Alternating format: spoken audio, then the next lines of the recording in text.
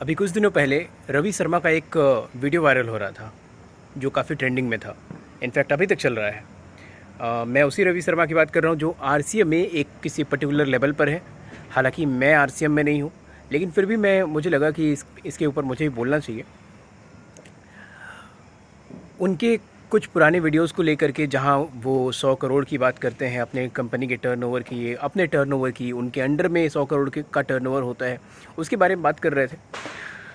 कुछ अपनी घड़ियों के बारे में बात की, अपने कार के बारे में बात की, और उस बयान को लेकर के, उस स्टेटमेंट को लेकर के बहुत सारे लोगों ने वीडियोस बनाए, बहुत सारे लोगों ने ट्रोल किया, उनको उनका मजाक उड़ाया गया।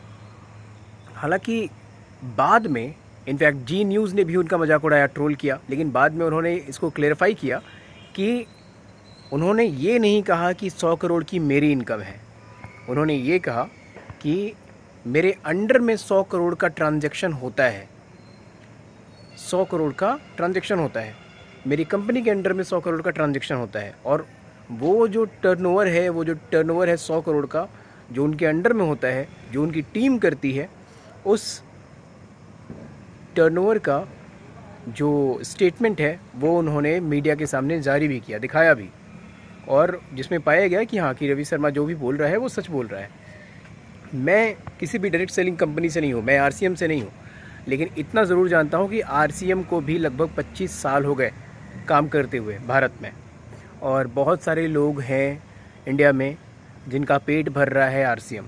और ये कोई ठगने वाली कंपनी नहीं है। हो सकता है कि बहुत सारी कंपनीज़ हैं ऐसी, या फिर आकर के चली गई हैं, लेकिन इंडिया में बहुत सारी ऐसी जेन्युइन डायरेक्ट सेलिंग कंपनीज़ काम कर रही हैं, जो जेन्युइनली लोगों के सपने पूरी करती हैं, जो लोगों को एक प्लेटफॉर्म देती है ताकि लोग उनका सपना पूरा कर सके, अपना सपना पूरा कर सके। और इसके लिए वो कंपनी किसी के ऊपर भी भेदभाव नहीं करती कि अगर तुम बड़े इंसान हो, बड़े आदमी हो, तो ही तुम पूरा कर सकते हो। इनफैक्ट सिर्फ मैं आरसीएम की बात नहीं कर रहा हूँ, मैं बहुत सारी जो डायरेक्ट सेलिंग कंपनीज़ है, मैं उनकी ही बात कर रहा हूँ। डायरेक्ट सेलिंग कंपनीज़ लोगों को एक प्लेटफॉर्म देती है जहाँ से एक आम आदमी भी, एक मिडिल क्लास आदमी भी, इनफैक्ट एक गरीब आदमी भी बड़े सपने देख सकता है, और सिर्फ देख नहीं सकता, उनको पूरे भी कर सकता है। ये प्लेटफॉर्म, ये अपॉर्चुनिटी वो डायरेक्ट सेलिंग कंपनी देती है। वो इसलिए क्योंकि बाकी जगहों पे शायद आप अपने सपने पूरे कर सकते हो, लेकिन उसके लिए एक पर्टिकुलर क्वालिफ़िकेशन की ज़रूरत होती है, जहाँ पे आपके पढ़े लिखे होने की ज़रूरत होती है। लेकिन डायरेक्ट सेलिंग कंपनीज़ जो हैं वो आपको बिना किसी क्वालिफ़िकेशन के भी आपको मौका देती है कि आप हमारे प्रोडक्ट्स को प्रमोट करके और अपने सपने को पूरा कर सकते हैं। तो मैं बस उन सभी लोगों से बात करना चाहता हूँ, उन सभी से पूछना चाहता हूँ कि अगर कोई मिडिल क्लास आदमी, कोई गरीब आदमी है, तो क्या उसे सपना देखने का हक़ नहीं है? क्या वो सपना नहीं देख सकता? क्या उसने सपना देख करके कोई पाप कर दिया है, कोई गलती कर दी, या कोई क्राइम कर दिया? अगर एक प्लेटफॉर्म किसी गरीब आदमी को बड़ा बनने का मौका देता है, तो वो हमसे हजम क्यों नहीं हो रहा है? इनफैक्ट मैंने देखा कि बहुत सारे लोगों ने वीडियोस बनाए, ट्रोल किया, लेकिन कुछ ऐसे लोगों ने भी वीडियोस बनाए उनके ख़िलाफ़, जैसे जी न्यूज़ चैनल ने, शुभांकर मिश्रा ने, जिनको खुद मैं बहुत ज़्यादा पसंद करता हूँ, एडमायर करता हूँ।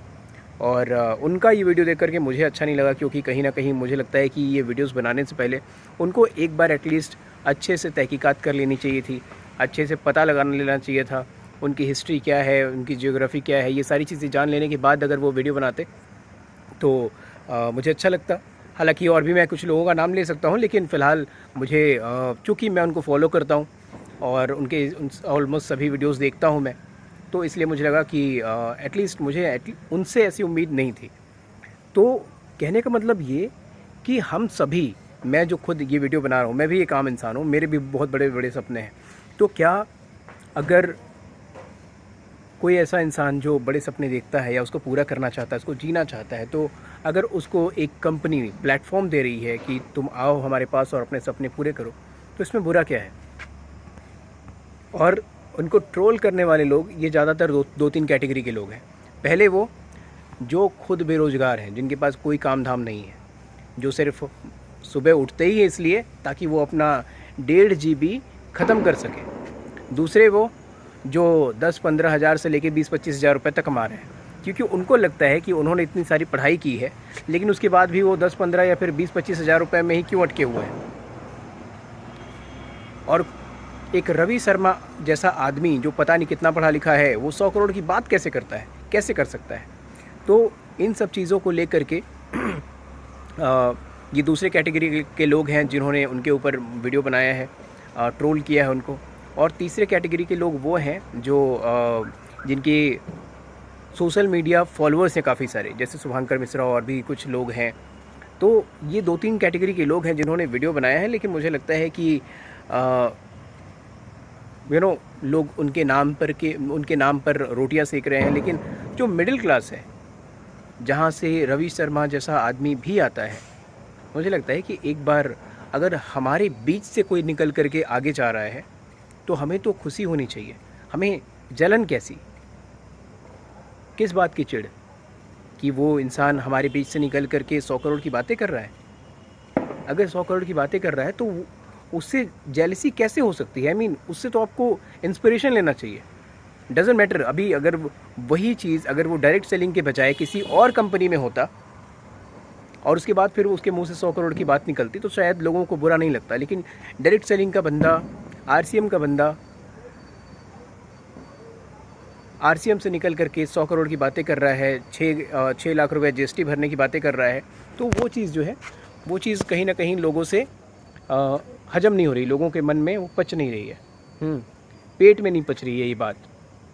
तो मुझे लगता है कि ऐसे लोग जो हमारे बीच से निकलते हैं उनका हमें सम्मान करना चाहिए, उनको सपोर्ट करना चाहिए और उनसे इंस्पिरेशन लेना चाहिए कि अगर उन्होंने किया है तो हम क्यों नहीं कर सकते, रादर देन कि हम उनका मजाक उड़ाएं, उनका टांग खींचें और उनको ट्रोल करें सोशल मीडिया के ऊपर।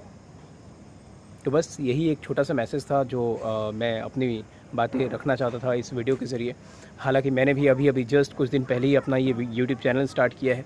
बड़े बड़े सपने हैं मेरे भी, और मैं भी चाहता हूँ कि इन जो मैं काम कर रहा हूँ उसके ज़रिए मैं आगे बढ़ूँ और कुछ लोगों को इंस्पायर कर सकूँ। तो चूँकि मैं खुद एक मिडिल क्लास बैकग्राउंड से आता हूँ, आम इंसान हूँ, इसलिए दूसरे आम इंसान जो कि रवि शर्मा जैसे लोग, तो मुझे लगता है कि ऐसे ट्रोल नहीं करना चाहिए, उनका सपोर्ट करना चाहिए और उनसे सीखना चाहिए कि लाइफ में एडवर्स सिचुएशन होने के बाद भी कैसे आप लाइफ में आगे बढ़ते हो और उनको चैलेंज करते हो। Thank you so much.